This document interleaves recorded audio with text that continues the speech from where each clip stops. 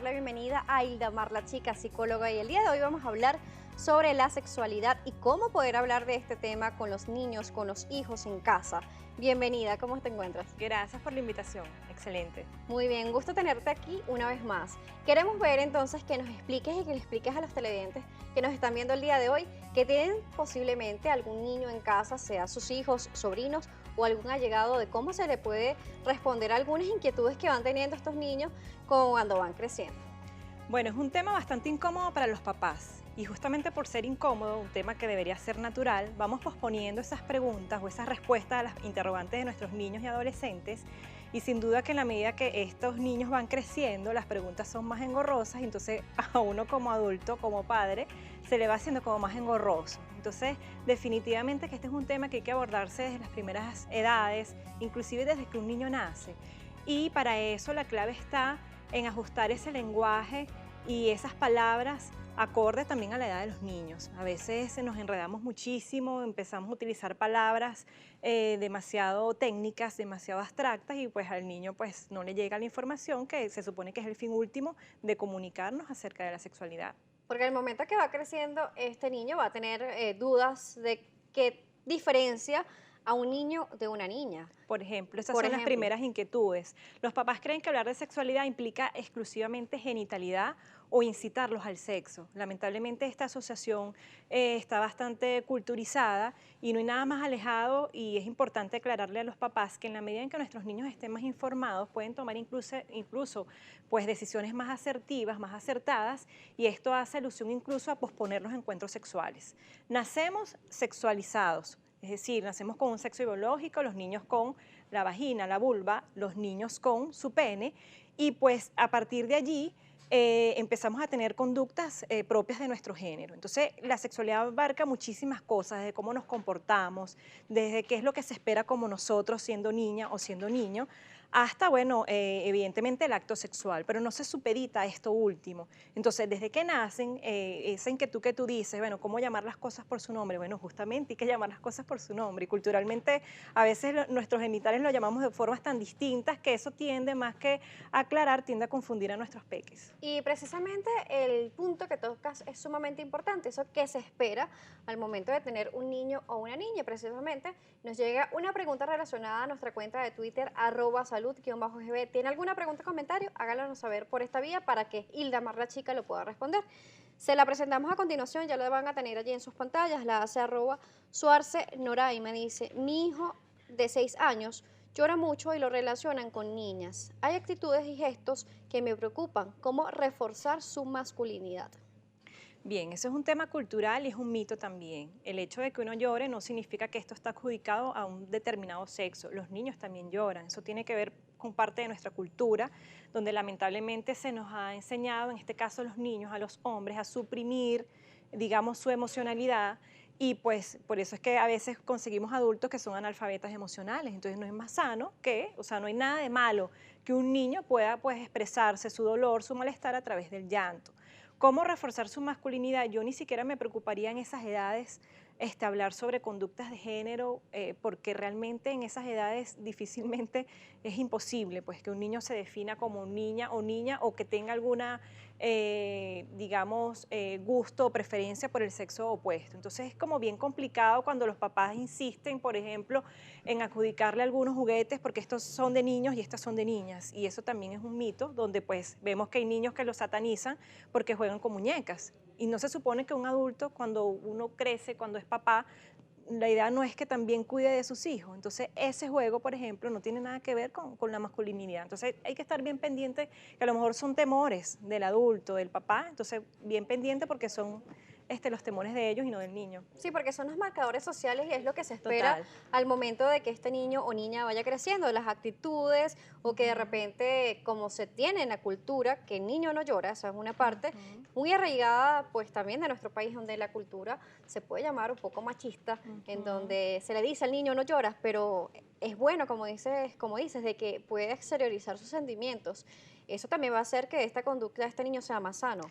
Totalmente, sin duda. Además que últimamente se ha flexibilizado las conductas de género. Conductas de género es, por ejemplo, si yo soy niña, bueno, se espera de mí que me vista de rosado, que cruce las piernas, que tenga profesiones como ser maestra. Vemos que si un niño adopta estas conductas, entonces ya lo estamos tildando de mal. Y hemos visto cómo hoy día eso ya está como más flexibilizado. Vemos hombres de cabello largo y no por eso se juzga su sexualidad. Vemos hombres que a veces utilizan aretes, usan O zarcillos ropa rosada. o ropa rosada y no se está, digamos, sentenciando su sexualidad. Entonces creo que en ese sentido sí hemos madurado un poco y entender de que, bueno, de que el hecho de que tengamos algunas conductas no significa que tengamos una orientación sexual distinta. Y hablando también del punto que estabas tocando anteriormente con respecto a la parte genital, a esta parte sexual que es donde hay un poco más de tabú, donde hay un poco más de miedo al momento de estos padres, por lo menos también los padres primerizos, por lo menos de ese acercamiento que hay de niño o niña, de pensar que pueden estar inventando, experimentando a verse o a tocarse, eso también puede estar sucediendo, pero a veces es un temor, ni siquiera los niños están verificando eso. Sí, de hecho los niños nacen con tabula rasa, nacen en blanco y realmente así como les llama la atención un dedito, un brazo, también les llama la atención sus partes genitales. Y de hecho es una pregunta frecuente. La otra vez una mamá me escribió, ay, que mi hija hasta se grabó, se estaba tocando los genitales y se grabó, creo que tenía 5 años. Y yo, bueno, más que alarmarte, tu actitud debe ser bastante calmada y un poco indagarle a la niña, bueno, qué estabas haciendo? Cuéntame. Y si tiene alguna duda, tu deber como papá y como mamá es justamente aclarársela. Inclusive si se te dificulta manejar el tema, puedes pedir tiempo y decirle, bueno, ya va, déjame informarme primero para luego, digamos, abordar el tema que debe ser de lo más natural, porque los hijos como nacen, por Sí, algo bien sabroso que es el sexo, entonces, bueno, debe tratarse con la naturalidad posible. sí, pero también muchos padres pueden ayudarse con asesoría psicológica porque es posible que no sea tan fácil hablarle a este niño o niña con respecto a esta parte de la sexualidad y como les indicamos, la parte más fuerte o la parte más tabú que es la parte genitales, porque ya lo que se espera del niño o la niña, el padre va a tratar de ir moldeando o ir mostrándole que la niña se comporta de tal manera o el niño de la otra, que es más o menos relacionada a la pregunta que nos hicieron hace unos minutos en nuestra cuenta de Twitter. Pero en este caso, los niños, eh, es totalmente sano que descubran su cuerpo y saber para qué funciona cada uno de ellos, sin orientarlos y llevarlos a una práctica sexual, porque son niños y no están preparados para eso. También hay que tener mucho cuidado y educación para ir formándolos. Sí, de hecho, cuando eso ocurra, pues los papás deben estar allí para aclarar y sí, van a surgir esas dudas. Va a ser normal que los niños se exploren, se toquen y pues poco a poco se le va diciendo al niño que pues estos síntomas de tocarse, hay un espacio para eso, porque digamos que explorar su genitalidad no es inadecuado, inadecuado es hacerlo en el contexto que no es. ¿Sí? Entonces, bueno, lo haces en el baño, lo haces en el cuarto, que nadie te vea.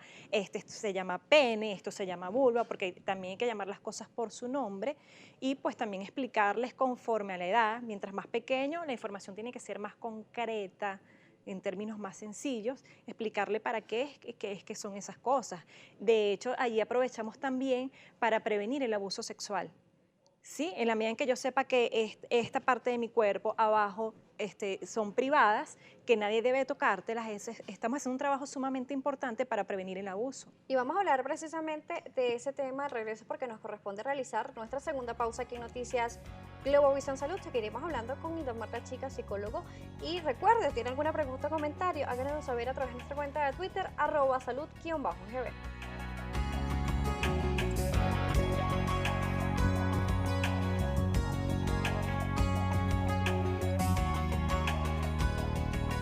La chica psicólogo y el día de hoy estamos hablando de cómo hablar de sexualidad con los niños, sexualidad infantil. Y en la parte anterior hablábamos de cómo evitar ese abuso a estos niños y como lo indicaba nuestro especialista, hay que asesorar muy bien a los niños y educarlos a que sus zonas privadas o genitales no deben de ser tocadas por otras personas. Entonces, queremos más recomendaciones con respecto a este tema que es sumamente importante para cuidar su infancia y su integridad.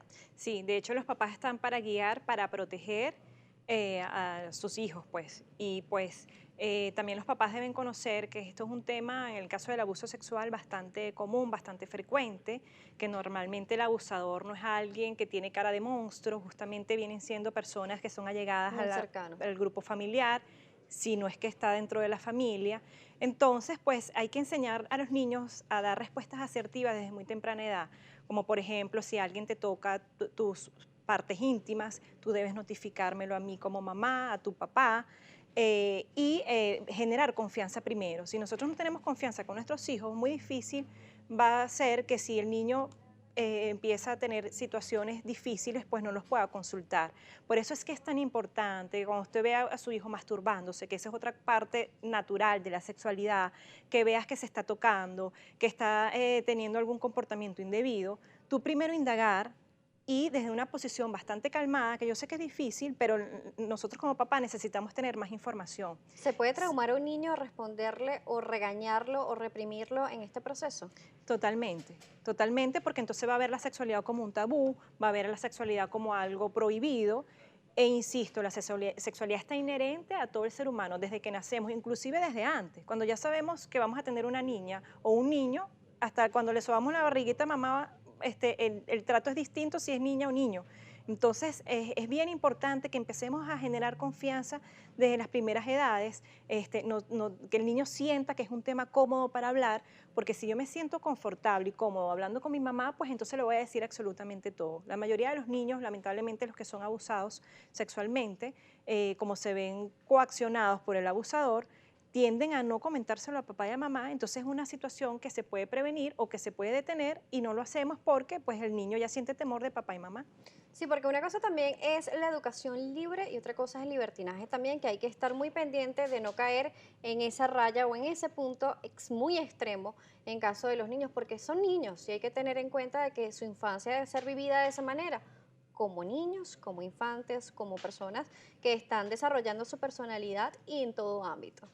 Entonces queremos ver también cómo tratar de existir algún tipo de dinámica que nos pueda ayudar como padres a asesorar al niño sin bombardearlo de mucha información. Totalmente. De hecho, es curioso la pregunta porque a veces los papás dicen, bueno, pero es que no tengo un espacio para hacerlo. Yo pienso que cada día tenemos situaciones naturales, ni siquiera tenemos que armar situaciones naturales que vienen y que lamentablemente desaprovechamos por temor, porque bueno, está muy chiquito para saber. Y pues a veces hay situaciones en la calle donde surge, insisto, la sexualidad no implica genitalidad nada más, o sea, es otras cosas. Porque ese señor está desnudo en la calle, por ejemplo. Entonces uno le debe explicar que eso es un comportamiento que es inadecuado porque es en la calle, pero de pronto en el baño, eso está bien. Entonces, cada día se presentan situaciones y lo ideal es que papá y mamá lo aprovechen con la total naturalidad, siempre partiendo también cuando el niño tenga dudas, tratar de respondérselas. Y un tips que siempre le doy a los papás es cuando los niños empiezan a hacer preguntas subidas de tono o que nosotros a veces nos avergonzamos, a veces es bueno responder con otra pregunta, porque eso nos invita a contextualizar de dónde sacó el niño la información. De hecho, en mis redes sociales hace rato puse un chiste donde el niño preguntaba, bueno, ¿qué es un trío? Entonces, sería bueno que tú le digas, ajá, mi amor, ¿de dónde sacaste esa información?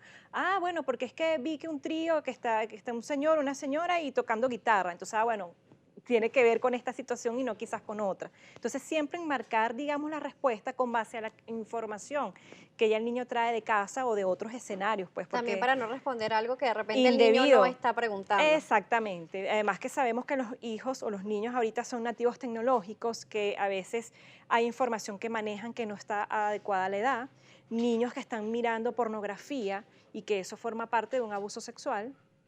Y pues ante estas situaciones nosotros tenemos que dar respuesta y tenemos que protegerlos también. Totalmente de acuerdo. Es una protección que se le tiene que dar a los niños, niñas y adolescentes como parte de educativo y también tenemos una LOCNA que tiene la protección a ellos. Doctora, hemos llegado al final, pero ¿a través de qué redes sociales o números la pueden conseguir?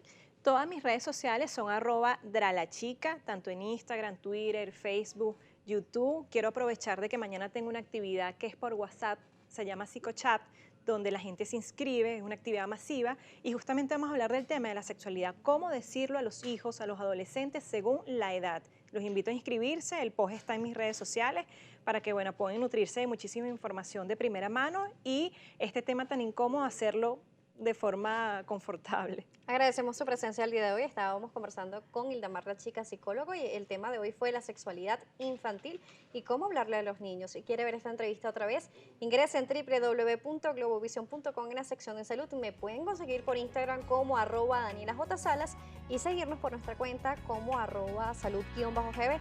Recuerde que aquí en Globovisión nos vemos todos.